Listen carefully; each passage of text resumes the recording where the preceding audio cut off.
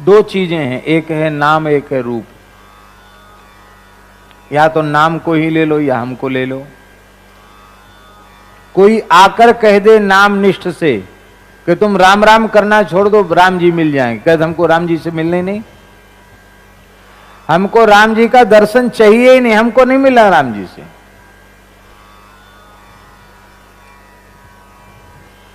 जहां उनका मन हो वहां घूमे फिरें, मस्त रहें, मौज में रहें, क्या जरूरत है हमको राम जी की? नहीं, हमें उनके नाम की आवश्यकता है।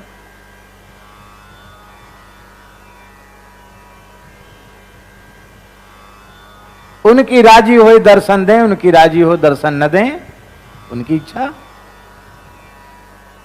पर उनका पवित्र नाम कभी छूटे नहीं। अखंड अहर्निश तैर धारावत अविच्छिन्न भाव से नाम की धारा बहती रहे। नाभाजी ने अग्र स्वामी जी के चरित्र में कहा, रसना निर्मल नाम मनहु बरसत धाराधर। जैसे सावन भादों में भयंकर काली काली घटा मेघ की छा जाए और घनघोर वर्षा होने लग जाए, भयंकर झड़ी लग जाए पानी की। अब तो पानी बरसता ही नहीं महाराज, झड़ी लगती थी तो 8-8 10-10 दिन तक की झड़ी लग जाती, दिनों रात पानी। वन कटते चले जा रहे हैं तो पानी की भी कमी होती चली जा रही है। कहीं अतिवृष्टि हो रही है, कहीं अनावृष्टि हो रही है। उत्तम वर्षा के लिए वनों का संरक्षित होना अत्यंत आवश्यक है।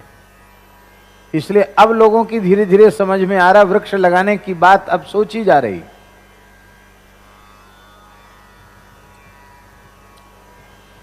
अभी इस क्षेत्र में पानी कम बरसता है, जड़खोर क्षेत्र में, लेकिन जब यहां के सारे पर्वत हजारों लाखों वृक्षों से युक्त हो जाएंगे और सघन वन यहां हो जाएगा तो निश्चित है कि खूब अच्छी वर्षा यहां होगी।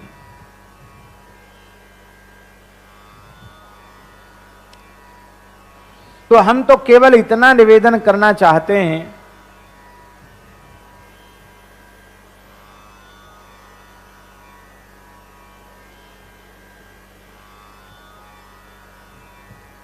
कि जैसे सावन भादों में घनघोर वर्षा होने लग जाए, ऐसी नाम की झड़ी जिसकी जिह्वा से, और जिह्वा से ही नहीं रोम रोम से नाम का गुंजन होता रहता है, उस भाग्यशाली नाम निष्ठ का जन्म लेना सफल है, उसका शरीर धारण करना सफल है। गोस्वामी जी ये कहना चाहते, बहुत ध्यान से सुने, गोस्वामी जी ये कहना चाहते हैं, राम जी से अधिक जिसे उनका नाम प्रिय होगा उसी को राम जी मिलेंगे।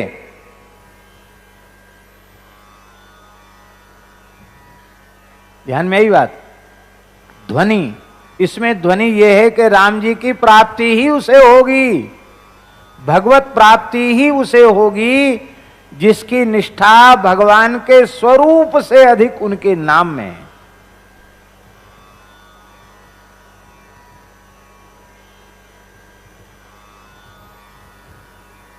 हम लोग सुन रहे थे ना रास, नित्य रास में रास बिहारी ठाकुर जी स्वयं कह रहे थे, कहां जाएगी पतंग तेरे हाथ में है डोर, कहां जाएगी पतंग तेरे हाथ में है डोर, बन नाचे नटनी को आली नंद को किशोर, बन नाचे नटनी को आली नंद को किशोर, बन नाचे नटनी को आली नंद को किशोर, बन नाचे नटनी को आली नंद को किशोर। स्वयं जिनका नाम है वे रास बिहारी स्वयं कह रहे हैं, हे राधा रानी, हे प्राण वल्लभे, मैं तो पतंग हूं, पर इस पतंग की डोर तो तुम्हारे हाथ में है।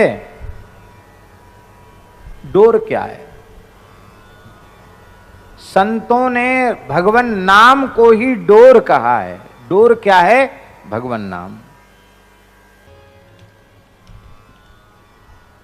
कहां जाएगी पतंग? शब्द डोर गई उतरा पार, उतरे पार। यहां उतरा नहीं, उतरे। उतरे में बहुवचन है कि नहीं? एक उतरा एक वचन हो गया, उतरे बहुवचन। इसका अर्थ है सदगुरु भगवान की वाणी से उपदिष्ट भगवन नाम, राम नाम, हरि नाम, कृष्ण नाम का दृढ़ता पूर्वक जिसने आश्रय लिया, उसको कोई जाति, कोई कुल, कोई परिस्थिति, कोई युग उस जीव के कल्याण में बाधक नहीं रहा। उस जीव के कल्याण में संदेह नहीं रहा, नहीं रहा, नहीं रहा, और ना है और ना हो सकता है। बस शर्त है कि प्रिय राम नाम ते जाहि न राम। राम नाम की अपेक्षा राम जी भी उतने प्रिय न हो जितने प्रिय राम नाम हो। नाम प्रेमी से कोई कह दे कि तुमको राम जी मिल जाएंगे, राम नाम जपना छोड़ दो, बोलो को हमको चाहिए नहीं राम जी, हमको तो केवल राम नाम चाहिए। अरे भाई, राम नाम मिलेंगे तो राम जी जरूर मिल जाएंगे। राम नाम में प्रेम होगा तो राम जी जरूर मिलेंगे।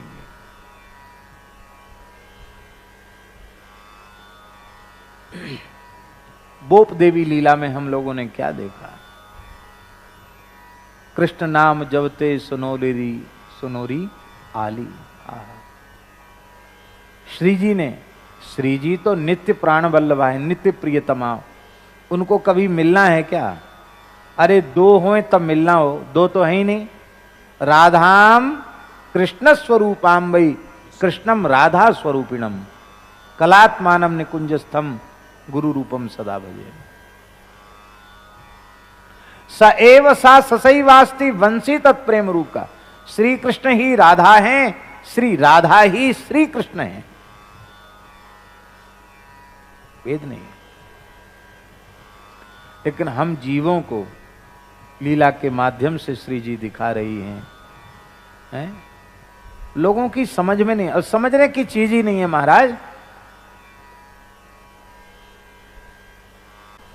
कलयुग उसी के लिए है जो नाम से विमुख है। नाम का आश्रय जिसने ले रखा है उसके लिए कलयुग बिल्कुल बाधक नहीं।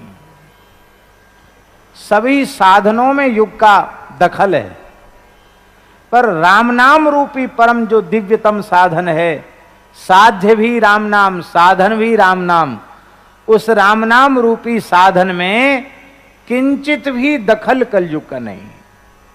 एक विशेष बात, भगवान नाम की दिव्य महिमा ऐसी है कि जिसने उनके पवित्र नाम का आश्रय लिया हुआ है, कराल कलिकाल का दुष्प्रभाव भी उसके चित्त पर किंचित भी प्रभावी नहीं हो सकता। इसलिए गोस्वामी जी कह रहे हैं, प्रिय राम नाम ते जाहि न रामो ताको भलो कठिन कलिकाल हूं। कठिन कलिकाल में उसका भला होगा, अवश्य होगा। आदि मध्य परिणामो, उसे उसके आदि में भी कल्याण, उसके मध्य में भी कल्याण और उसके अंत में भी कल्याण।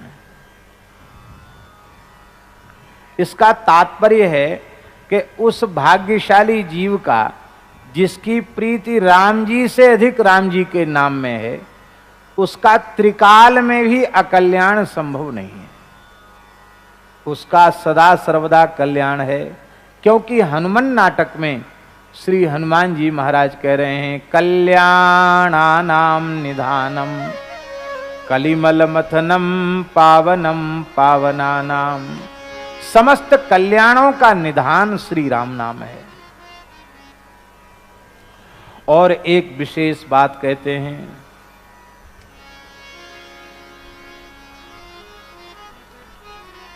कि राम सकुचत समुझी नाम महिमा, मद लोभ मोह को काम।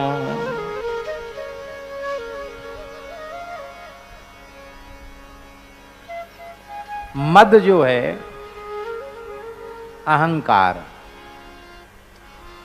ये असुर है, मदासुर। मद असुर है, अहंकार है। महाभारत को यदि हम देखें तो महाभारत के अनुसार तो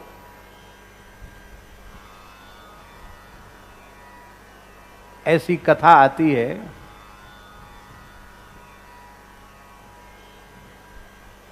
कि देवराज इंद्र ने अश्विनी कुमारों को यज्ञ में सोमपान का अधिकार नहीं दिया था। सोमपान के अधिकार से वंचित कर दिया था। यज्ञ में सोमरस का निर्माण होता है और वह सोमरस प्रधान देवताओं को यज्ञ में दिया जाता, श्रौत यज्ञ में।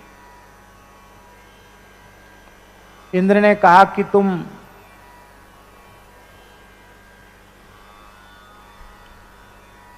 चिकित्सक हो,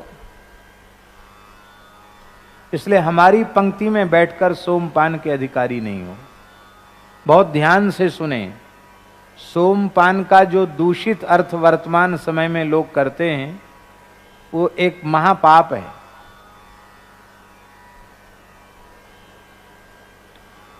सोम नाम की एक लता होती है जो शुक्ल पक्ष में चंद्रमा के अनुसार उसकी वृद्धि होती है और पूर्णिमा को वह सोम लता पुष्पित होती है।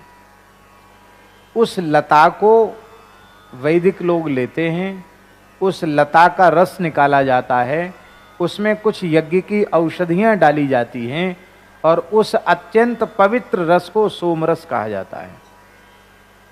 दुर्भाग्य से लोग ये भी कहने लग गए कि पहले भी तो देवता भी तो सोमरस पीते थे। अरे राम राम, अरे भाग्यहीनो, कहाँ ये घृणित मदिरा और कहाँ सोमरस।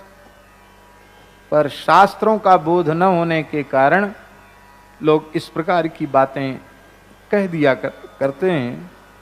सोमरस एक अत्यंत पवित्र रस है जिसको देवताओं को ही पीने का अधिकार है। अश्विनी कुमार महर्षि च्यवन के पास गए।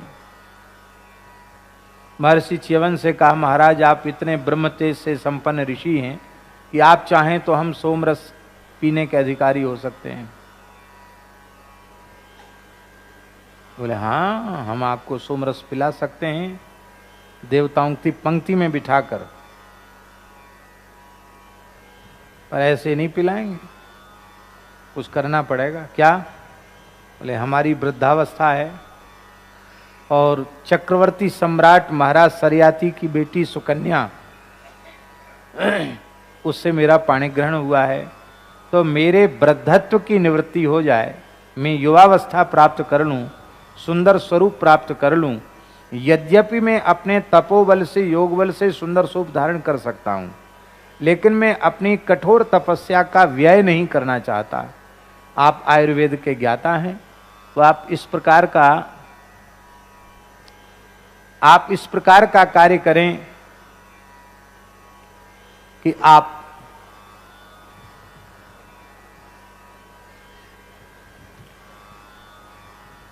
हमें युवा बना दें।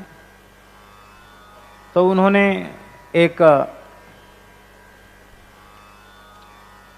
सरोवर में दिव्य औषधियों के रस का, सरोवर में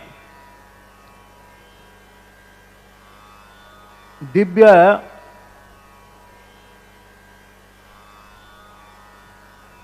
औषधियों के रस का मिश्रण किया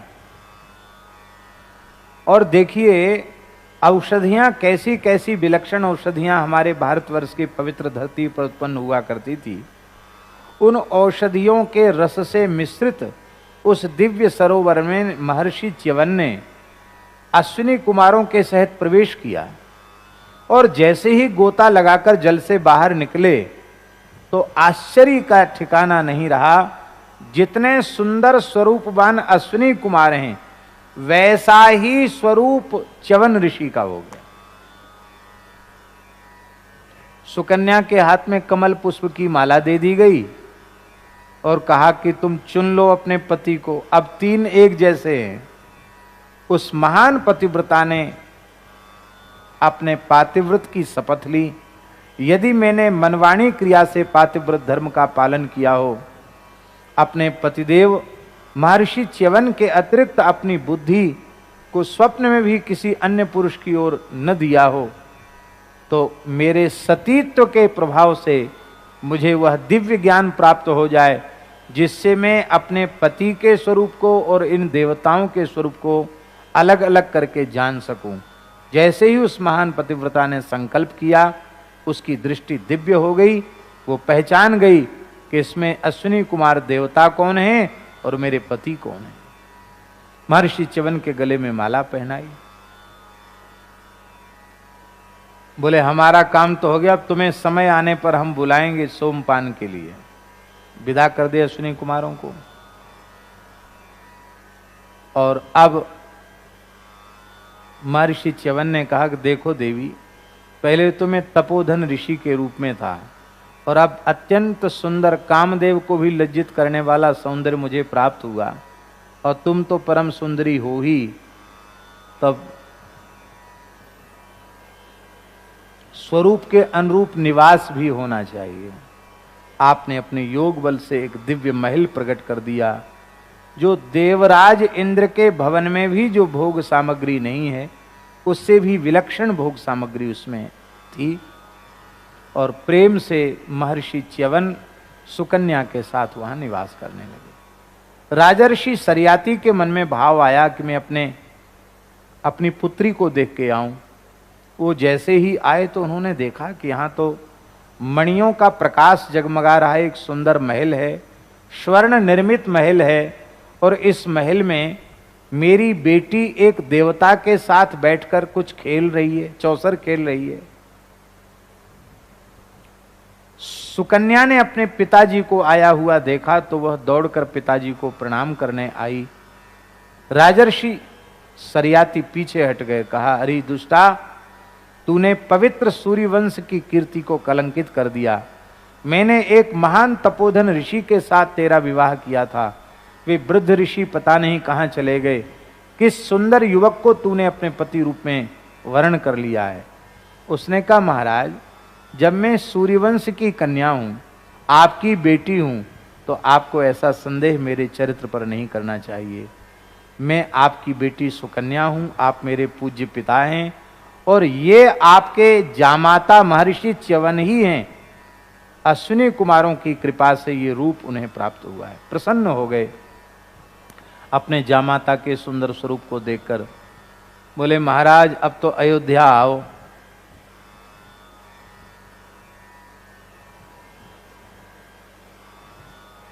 बोले हाँ ठीक है, आएंगे अयोध्या। पर महात्माओं को, ब्राह्मणों को, साधुओं को ऐसे नहीं बुलाना चाहिए कि वहां फालतू हैं जो इधर उधर जाएं। अरे कोई उत्सव हो, महोत्सव हो, भोज भंडारा हो, यज्ञ हो, कोई आध्यात्मिक उत्सव हो, कोई सम्मेलन हो तो बुलाओ। ऐसी फालतू घूमने वाले थोड़ी हैं। यज्ञ करो तो आवेंगे। तब राजर्षि सरियाती ने यज्ञ का आयोजन किया।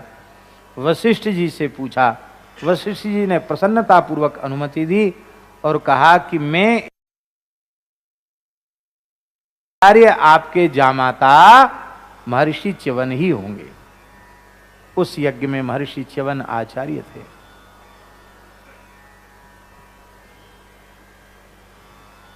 बहुत प्रसन्नता है। अब तो श्री अयोध्या जी भगवत संकल्प से अपने दिव्य स्वरूप में प्रकट होने वाली है। ये हम सबका परम सौभाग्य है। न जाने कितने लंबे समय से अयोध्या की भूमि प्रतीक्षा कर रही थी कि वह पवित्र अवसर आवे। आज भगवत कृपा से वो अवसर आ गया है। कितने लोगों ने श्री राम मंदिर की बलि वेदी पर अपना आत्मोत्सर्ग किया।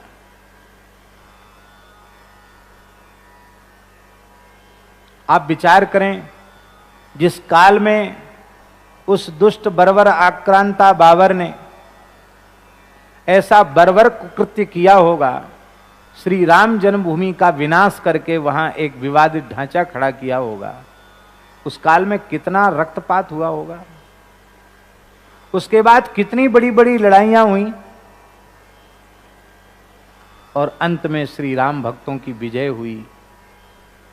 एक अच्छे शासक के शासन काल में, एक राष्ट्रभक्त सहृदय शासक के शासन काल में भारत के सर्वोच्च न्यायालय ने वही किया जो सर्वोच्च न्यायालय को करना चाहिए था और श्री राम मंदिर निर्माण का मार्ग प्रशस्त हुआ। देश का सौभाग्य है कि आज ऐसे प्रधानमंत्री इस देश को प्राप्त हैं और उत्तर प्रदेश का भी सौभाग्य है कि योगी आदित्यनाथ जैसे एक यति स्वरूप वाले, संत स्वरूप वाले एक मुख्यमंत्री इस प्रदेश को प्राप्त हैं। ये भारतवर्ष के इतिहास में पहली बार हो रहा है, स्वतंत्र भारत के इतिहास में, जब प्रदेश का कोई मुख्यमंत्री जन्माष्टमी के अवसर पर कृष्ण जन्मभूमि में उपस्थित होकर भगवान का दर्शन करे। कितने दुर्भाग्य की बात है। इतना लंबा समय बीत गया था देश में और कोई भी राष्ट्रपति अयोध्या में श्री रामलला का दर्शन न कर सका। भाग्यशाली हैं महामहिम वर्तमान राष्ट्रपति श्री रामनाथ कोविंद जी, जिन्होंने श्री रामलला का वंदन किया, हनुमानगढ़ी में प्रणाम किया, राम मंदिर निर्माण की पूरे स्थिति का उन्होंने जायजा लिया और अब वह दिन दूर नहीं है जो भारतवर्ष का नहीं, इस संपूर्ण धरती का सुंदरतम, भव्यतम, विशालतम मंदिर श्री राम मंदिर प्रकट होगा और हम सबको उसका दर्शन का सौभाग्य प्राप्त होगा। पहले लोग घबराते थे, लेकिन शायद पूरे जीवन में किसी नेता ने जिसने यात्रा अयोध्या की नहीं की होगी, उससे अधिक अयोध्या की यात्रा मुख्यमंत्री जी कर चुके हैं। जब देखो तब अयोध्या, शायद हर महीना में अयोध्या जाते हो तो कोई आश्चर्य की बात नहीं। हम यहां बैठकर किसी पार्टी का प्रचार करने नहीं बैठे हैं, लेकिन एक बात हम दिशा चैनल के माध्यम से भी कहना चाहते हैं, यदि इसी प्रकार से राष्ट्र को सुसमृद्ध और सुसंपन्न बनाना है और जितने अधूरे काम हैं उनको फिर से पूरा करना है, तो देश और प्रदेश में इसी प्रकार के अच्छे लोगों को पुनः आना अत्यंत अत्यंत आवश्यक है। नहीं तो किए कराए पर पानी फिर जाएगा। यद्यपि समस्याएं भी बहुत हैं, चाहे कोरोना का कारण हो या कोई भी कारण हो, व्यापारिक संकट खूब है, लेकिन इसके बाद भी देश और प्रदेश में अच्छे लोगों का चुनकर आना बहुत आवश्यक है और हम ऐसा विश्वास व्यक्त करते हैं कि ऐसे पवित्र शासन काल में ही ये सब पवित्र कार्य संपादित होंगे, होने भी चाहिए। तो अयोध्या जी की बात याद आ गई। अयोध्या जी में महर्षि च्यवन के आचार्यत्व में यज्ञ हुआ और उस यज्ञ में जब सोमपान का अवसर आया तो इंद्र को सोमपान कराने के बाद जैसे ही अश्विनी कुमारों का आवाहन महर्षि च्यवन ने किया तो देवराज इंद्र क्रुद्ध हो गए और उन्होंने वज्र लेकर के महर्षि च्यवन पर प्रहार करना चाहा। महर्षि च्यवन मुस्कुराए और उन्होंने एक हुंकार किया। उनके हुंकार करते ही इंद्र वज्र के सहित स्तंभित हो गए। जड़वत हो गए।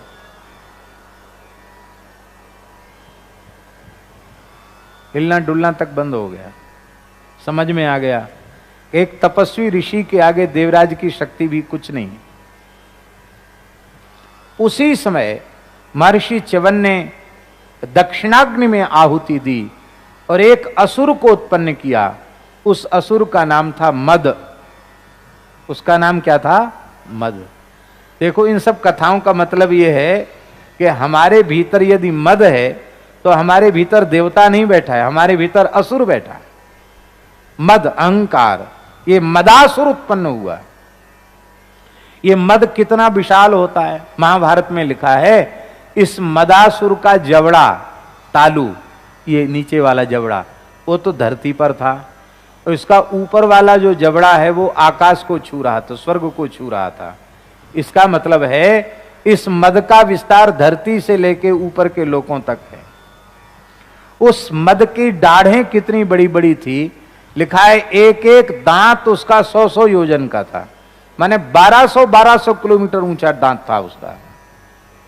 वो बहुत लंबी जिह्वा थी उसकी, 75 योजन की जिह्वा थी उसकी।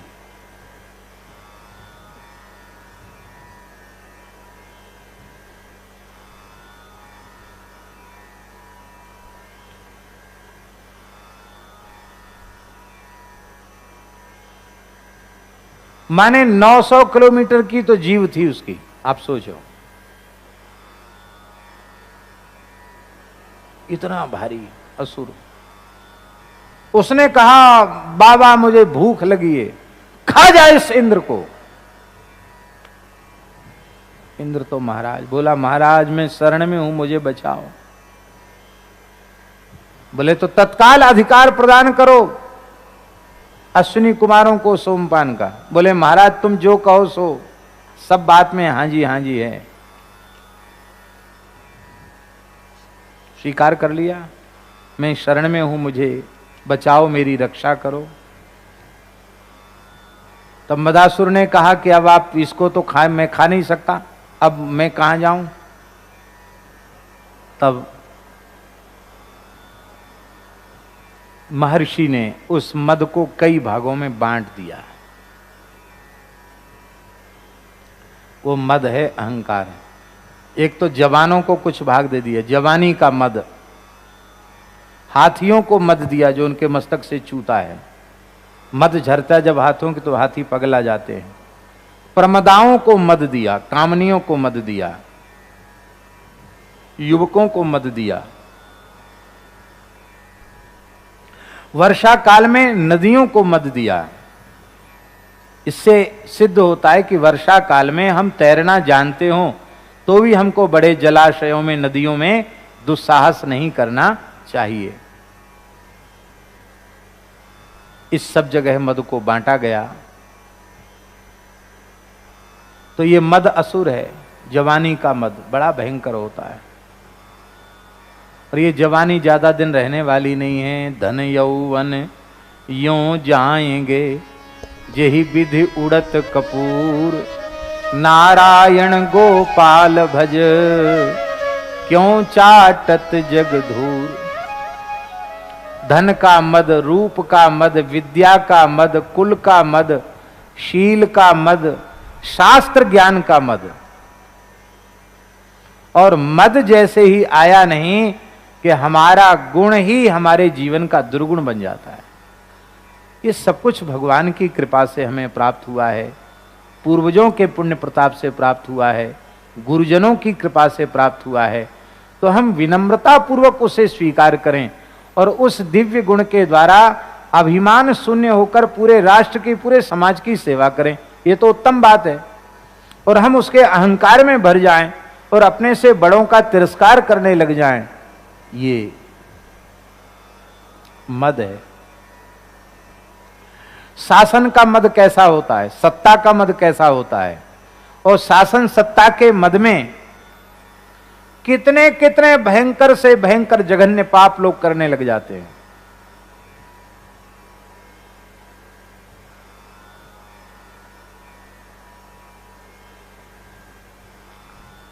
जो अयोध्या में गोली कांड हुआ, रक्तपात हुआ, अयोध्या की सड़कें रक्त रंजित हो गईं,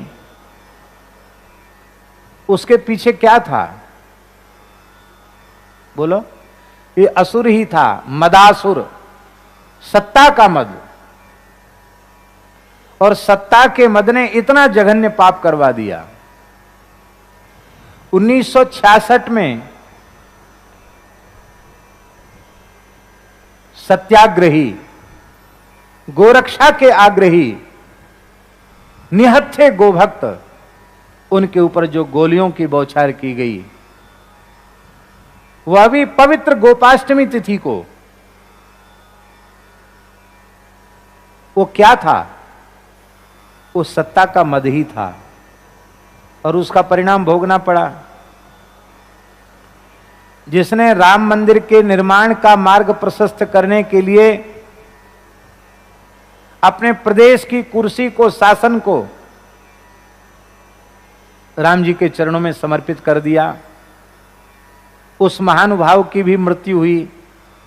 और उसकी मृत्यु पर कितना देश हृदय से भावुक हुआ है, परम राम भक्त श्री कल्याण सिंह जी। और वो भी मरेंगे जिनके शासन काल में, अमर होके तो कोई आए नहीं, जिनके शासन काल में राम भक्तों पर गोली चलाई गई।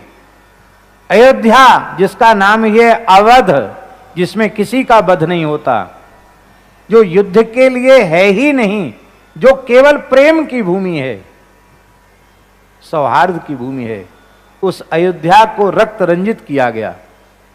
मरेगा तो वो भी। उस समय भी परिणाम सामने उपस्थित हो जाएगा। कितने लोग आहत होंगे, कितने लोग प्रसन्न होंगे, कितने लोग दुखी होंगे, उस समय भी पता चल जाएगा। इसलिए अपने कुल के अभिमान में, जाति के अभिमान में, विद्या के अभिमान में, रूप के अभिमान में, युवावस्था के अभिमान में, शासन और सत्ता के अभिमान में, धन के अभिमान में, मद में, किसी पद प्रतिष्ठा के मद में कभी अपने स्वरूप को भूलना नहीं चाहिए, मनमाना व्यवहार नहीं करना चाहिए। उसका परिणाम जल्दी ही नेत्रों के सामने आ जाता है। विनम्रता में जीना चाहिए, अहंकार में नहीं। तो ये मद असुर है, और ये मद बड़े से बड़े लोगों के भी पीछे लगा रहता है, किसी का पीछा नहीं छोड़ता है। और इतना बलवान ये असुर है कि कोई इससे टक्कर ले नहीं सकता। पर जो राम नाम का आश्रय लेता है उसको मद छू नहीं सकता है। अच्छा, हनुमान जी से ज्यादा बलवान कोई है? बोलो। अतुलित बलधामम हेम शैलाभदेहम धनुज वन कृशानुम ज्ञानिनाम अग्रगण्यम सकल गुण निधानम वानराणामधीशम रघुपति प्रिय भक्तम बात जातन नमामि। पर वो श्री हनुमान जी निरंतर राम नाम का जप करते हैं। सुमिरि पवन सुत पावन नाम, सुमिरि पवन सुत पावन नाम, अपने बस करी राखे राम, अपने बस करी राखे राम। वो हनुमान जी निरंतर श्री राम नाम का जप करने वाले हैं।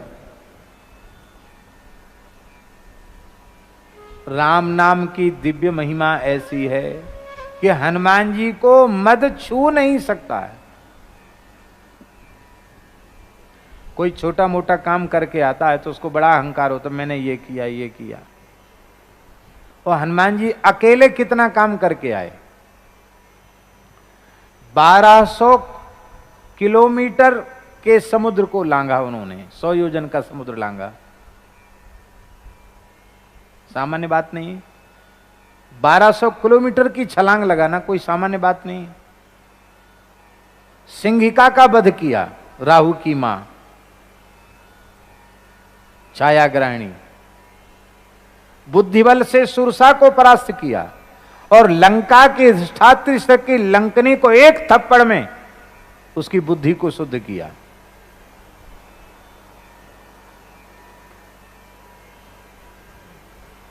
पंच सेनाग्रगान हत्वा, वाल्मीकि रामायण में लिखा है, सप्त मंत्री सुतान अपी, 5 सेनापतियों का वध किया उस युद्ध में उन्होंने, प्रथम यात्रा में हनुमान जी ने। 7 मंत्री पुत्रों का वध किया। सूरमक्षम च निष्पिष्य ग्रहणम समुपागमत, अक्षय कुमार को पीस डाला। बड़ा प्रचंड बलवान था अक्षय कुमार, रावण का पुत्र, उसको मार दिया। लंका में आग लगा दी। 80,000 किंकर नामधारी राक्षसों का वध कर दिया। वाटिका को उजाड़ दिया, लंका में आग लगा दी और रावण के दरबार में रावण को लज्जित कर दिया। इतना काम करके हनुमान जी आए, पर हनुमान जी में कर्तापने का अहंकार बिल्कुल नहीं है। ये राम नाम की महिमा है। यहां तक कि हनुमान जी ने राम जी को बताया तक नहीं कि मैं क्या करके आया हूं। पवन तनय के चरित सुहाए, जामवंत रघुपति सुनाए। श्री जामवंत जी ने राम जी को हनुमान जी के चरित्र को सुनाया। राम जी ने पूछा जामवंत जी से कि आप भी साथ में गए थे क्या? बोले नहीं नहीं, हम नहीं गए थे, हमको तो जो हनुमान जी ने बताया वो हम आपको बता रहे हैं। राम जी ने कहा, हनुमान जी आपकी ही वाणी से हम सुनना चाहते हैं, आप क्या करके आए हैं? हनुमान जी ने कहा,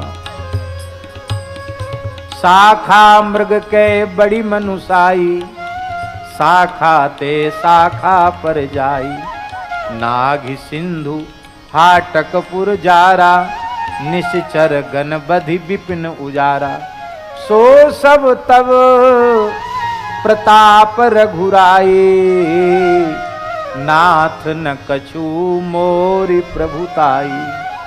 वो सब आपका प्रताप है, मेरा कुछ नहीं है। ता कहूं प्रभु कछु अगम नहीं, जा पर तुम अनुकूल, प्रभु प्रभाव बड़वान नहीं, जारी सके खलु तूल। इसलिए गोस्वामी जी ने लिखा है, बोला बचन विगत अभिमाना, विगत अभिमाना। हनुमान जी को अहंकार नहीं। जो राम नाम का जप करेगा उसमें कभी अहंकार नहीं आएगा। अब कोई कहे हम तो बहुत राम राम करते और अहंकार भी करे, वो झूठ बोलता है, वो भजन करता ही नहीं। राम जी का भक्त होगा वो अभिमान शून्य ही होगा। गोस्वामी जी कह रहे हैं, मद की छाया राम नाम का आश्रय लेने वाले पर नहीं पड़ सकती है, लोभ की छाया नहीं पड़ सकती है। लोभ महाराज बड़ा प्रबल शत्रु है। लोभ, लोभ है सर्व पाप को मूल, सारे पापों की जड़ का नाम है लोभ। क्या कहें, बड़े दुख की बात है। जिस काल में देश स्वतंत्र हुआ 1947 में, उस समय थोड़ा धैर्य रखा जाता, पद का, शासन का, सत्ता का लोभ जैसा उस काल में जगा, उस पर थोड़ा अंकुश लगाया जाता, तो इस भारतवर्ष का विभाजन नहीं होता। भारतवर्ष का विभाजन ये ऐसी समस्या भारतवर्ष के लिए हो गई कि जब तक ये विभाजन की रेखा खिंची रहेगी तब तक शांति आने वाली नहीं है। इसलिए हम तो रोज कहते हैं, भारत अखंड हो। बोलो बच्चों, भारत अखंड हो, भारत अखंड हो, भारत अखंड हो। हाँ, जल्दी से भारत अखंड होना चाहिए। आज जो अफगानिस्तान की समस्या है वो है ही किस लिए? पाकिस्तान बनने के कारण अफगानिस्तान की समस्या है। ना पाकिस्तान होता ना अफगानिस्तान की समस्या होती।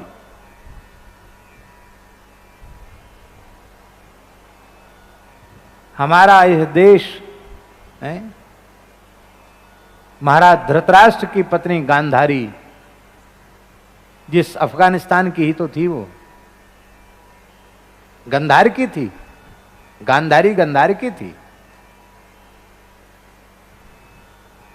हमारे पूज्य गुरुदेव श्री पहाड़ी बाबा महाराज अफगानिस्तान तक पैदल गए। जिस समय भारत अखंड था, महाराज जी कहते थे अफगानिस्तान में भी अपने भारतवर्ष के संतों के प्राचीन स्थान थे। अफगानिस्तान में श्री गुरु नानक देव जी तो वहां पधारे ही। ऐतिहासिक गुरुद्वारा था। बड़े सौभाग्य की बात की, बड़े आदर पूर्वक गुरु ग्रंथ साहब को लाया गया। भगवान कृपा करें फिर ऐसा अवसर आवे कि जहां से गुरु ग्रंथ साहब पधारे हैं वहां पुनः अपने भव्य रूप में पुनः उनकी प्रतिष्ठा हो।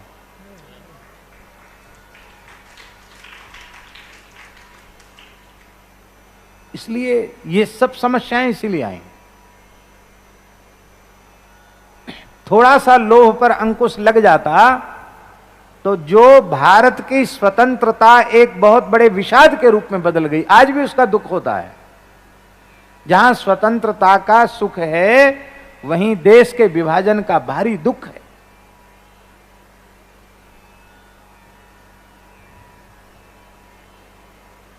दुख की बात है।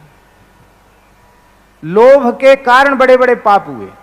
आज जो गोवध जैसा भयंकर पाप भारतवर्ष की जैसे पवित्र धरती पर हो रहा है, उसका कारण क्या है? लोभ ही उसका कारण है। रुपयों का लोभ।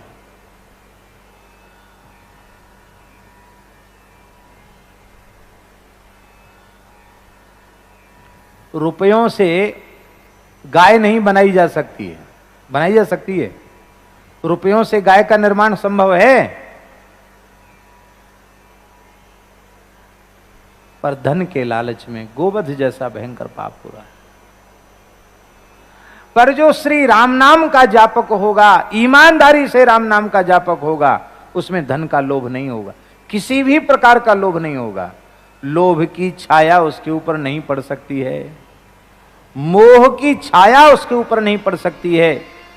मोह सकल व्याधिन कर मूला, वो मोह भी उसके जीवन में नहीं आ सकता।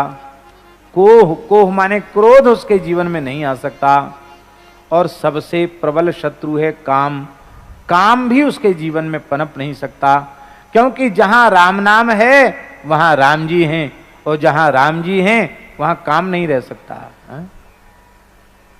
जहां राम तहाँ काम नहीं, जहां काम तहाँ राम। तुलसी कबहू की रही सके, रवि रजनी एक ठाम। रात्रि और दिन एक साथ नहीं रह सकते, ऐसे ही काम और राम एक साथ नहीं रह सकते। जहां राम नाम है वहां काम का भी स्पर्श नहीं होगा। इसलिए सकुचत समुझी नाम महिमा मद, लोभ मोह को काम। नाम की महिमा समझ करके ये मद, लोभ, मोह, कोह, काम ये संकोच में पड़ जाते हैं, अर्थात नामाश्रयी को छू नहीं सकते। ये राम नाम जप निरत सुजन पर, करथ छाह घोर घामो। है घोर घाम माने गर्मी, प्रचंड धूप भी उसके लिए धूप नहीं रह जाती है, उसके लिए छाया बन जाती है। अर्थात राम नाम का जो सदा जप करते हैं उन पर कड़ी धूप भी छाया कर देती है। अर्थात महान दुख, भयंकर से भयंकर दुख भी उसके जीवन का दुख नहीं रह जाते हैं, उसके जीवन का दुख भी सुख बन जाता है।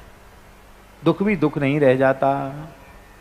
अब चौथे चरण में, तीसरे चरण में गोस्वामी जी बड़ी विचित्र बात कह रहे हैं।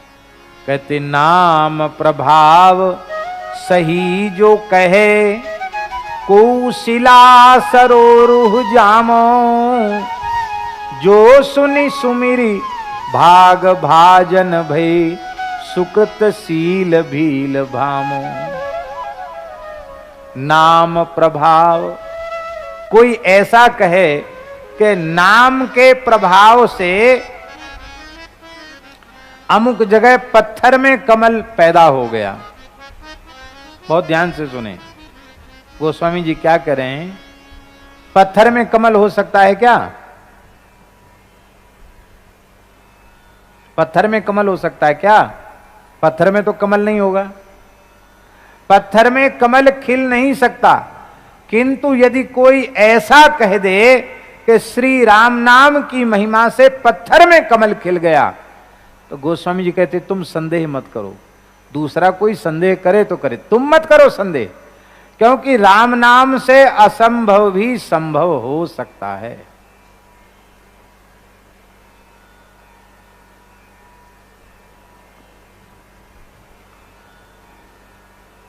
अच्छा एक बात बताओ, जिस समय ढांचा ढहाया गया उसमें कितने ग्रेनाइट लगाए गए हैं? कितने विस्फोटक लगाए गए बोलो? कितने बड़े बड़े यंत्र आए उसको ढहाने के लिए? कितने बुलडोजर आए?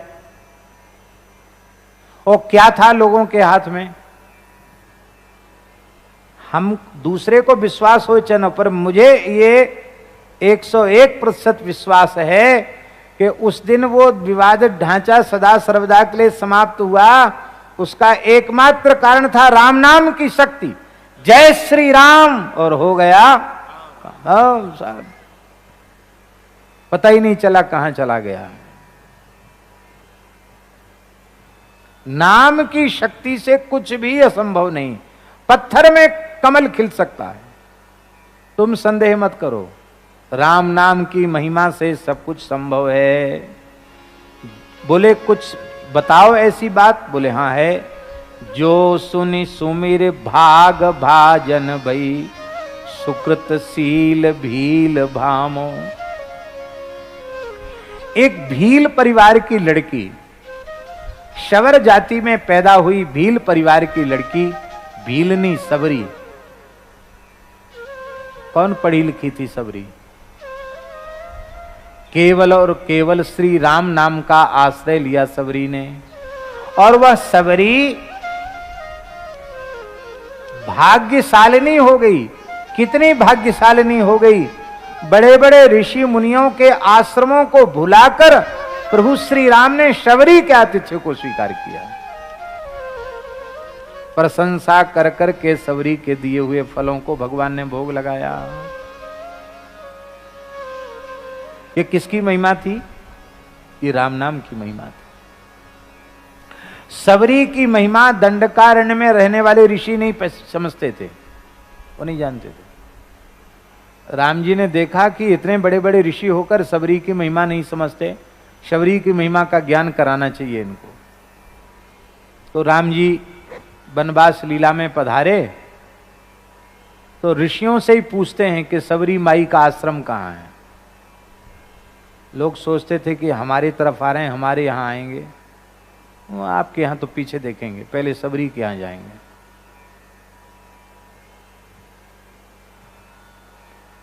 और वो जो जंगल में तपस्वी ऋषि थे ना, वो भी एक मत नहीं थे।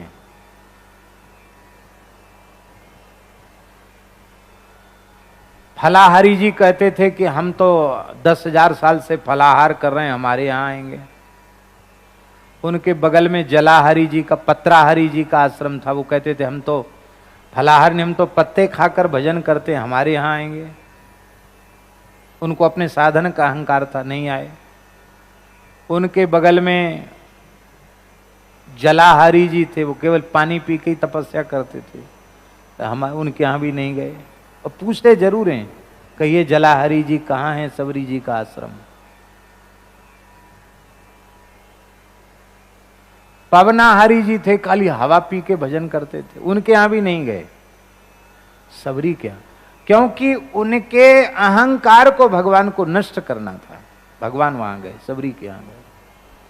और वो कहने लगे कि अरे ऐसी लक्षण थे तभी तो राजा नहीं बन पाए, राजगद्दी हुई नहीं, जंगल में भेज दिया गया। चलो कोई बात नहीं, अपना तो एक समस्या है, सरोवर का जल अशुद्ध हो गया है, उसको शुद्ध करना है, क्योंकि अहिल्या का उद्धार तो इन्होंने किया ही है।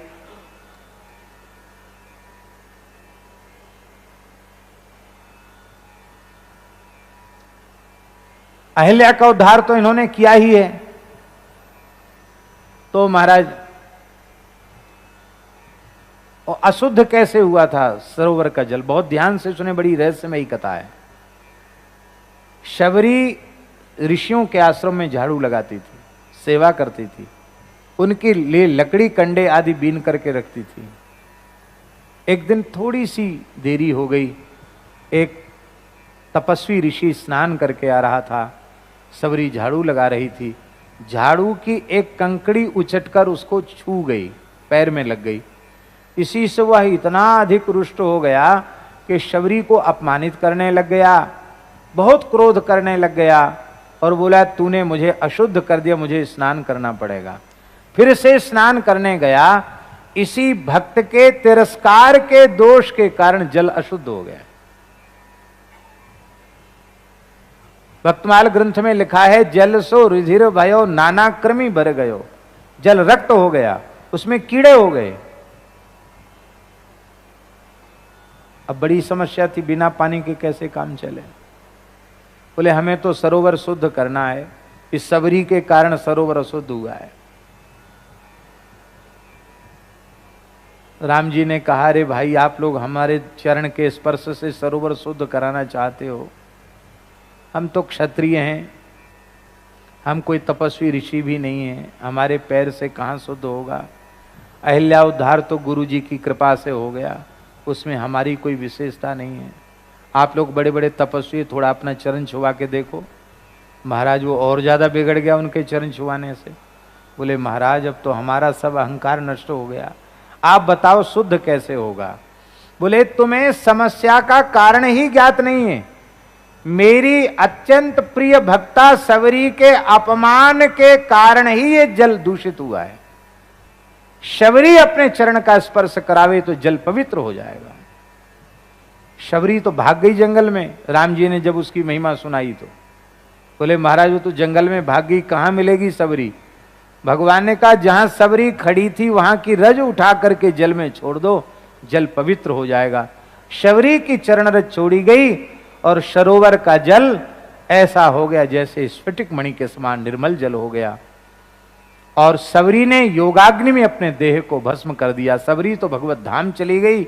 ऋषि रोने लगे, जब तक शबरी की महिमा ज्ञात नहीं हुई तब तक हम शबरी की निंदा करते रहे, और जब शबरी की महिमा का ज्ञान आपने कराया तो शबरी हमारे बीच में नहीं है। अब हम क्या करें, हमारे पाप का प्रायश्चित क्या होगा। बोले तुम शबरी नारायण की स्थापना करके पूजा करो, तब तुम्हारा पाप का प्रायश्चित होगा। आज भी छत्तीसगढ़ क्षेत्र में शबरी नारायण मंदिर है। शबरी नारायण ऐतिहासिक स्थान है, पुराणों में शबरी नारायण तीर्थ की महिमा का वर्णन है। शबरी नारायण की स्थापना दंडकारण्य के ऋषियों ने की, और आज भी शबरी नारायण का मेला होता है, शबरी नारायण का दर्शन होता है। बोलो शबरी नारायण भगवान की जय। तुलसीदास जी कहते प्रत्यक्ष देख लो, भील जाति में उत्पन्न शबरी और धन्य है। राम नाम की महिमा से ऋषियों के द्वारा पूजनीय हो गई। आज भी लोग जाकर शबरी जी का दर्शन करते हैं, शबरी को प्रणाम करते हैं।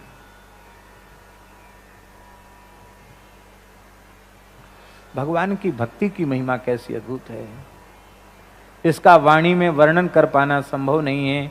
कहते देख लो ये राम नाम की महिमा है कि सो सुनि सुमिर भाग भाजन भई, सुकृत सील भील भामो। भील कन्या शबरी भाग्यशालिनी हो गई, सुकृत का भाजन बन गई, पुण्य का भाजन बन गई, पुण्यवती हो गई। और आगे कहते हैं कि देखो वाल्मीकि भी राम नाम के प्रभाव से ही और उल्टे पलटे राम नाम के प्रभाव से ही उल्टा नाम जपत जग जाना, वाल्मीकि भय ब्रह्म समाना, ब्रह्म तुल्य हो गए, माने ब्रह्मर्षि पद को उन्होंने प्राप्त किया। अजामिल के लिए कहते हैं। अजामिल जो अपने कर्म से ही ब्राह्मणत्व उसका नष्ट हो चुका था, लेकिन उसने भी केवल अपने पुत्र के बहाने से नारायण नाम का उच्चारण किया। ऐसा हो गया अजामिल और वाल्मीकि के जीवन में तो कि जैसे कोई घुंघचियों के बदले घुंघचियों के बदले और कोई हीरे जवाहरात का सौदा कर ले, ऐसा हो गया। नाम के प्रभाव से इनका जीवन दिव्य हो गया। इसलिए गोस्वामी जी कहते हैं, राम ते अधिक नाम कर तब। आप प्रत्यक्ष देख लो, कहूं कहां लगी नाम बड़ाई, कहूं कहां लगी नाम बड़ाई। राम न सकहीं नाम गुण गाई, राम न सकहीं नाम गुण गाई। राम एक तापस तिय तारी, राम एक तापस तिय तारी। नाम कोटि खल कुमति सुधारी, नाम कोटि खल कुमति सुधारी। बोले राम जी से अधिक राम जी के नाम का कर्तव्य है। मानस जी में नाम वंदना प्रकरण को पढ़ लेना चाहिए। जेहि किए नगर गत गामो, जिन्होंने अत्यंत गमारों को भी नागर बना दिया, चतुर बना दिया राम नाम की महिमा से। बोले भय बजाय दाहिने जो जपे तुलसीदास से बामो। कहते मुझे देख लो, तुलसीदास जैसा एक अधम जीव भी डंके की चोट से राम नाम से अच्छा हो गया। राम नाम से मेरे जैसे की महिमा बढ़ गई। तो आप राम नाम का आश्रय लें तो आपका कल्याण क्यों नहीं होगा। बस बात इतनी सी है कि प्रिय राम नामते जाहि न रामो। राम जी से अधिक उनके नाम से हम प्रेम करें। इन्हीं शब्दों के साथ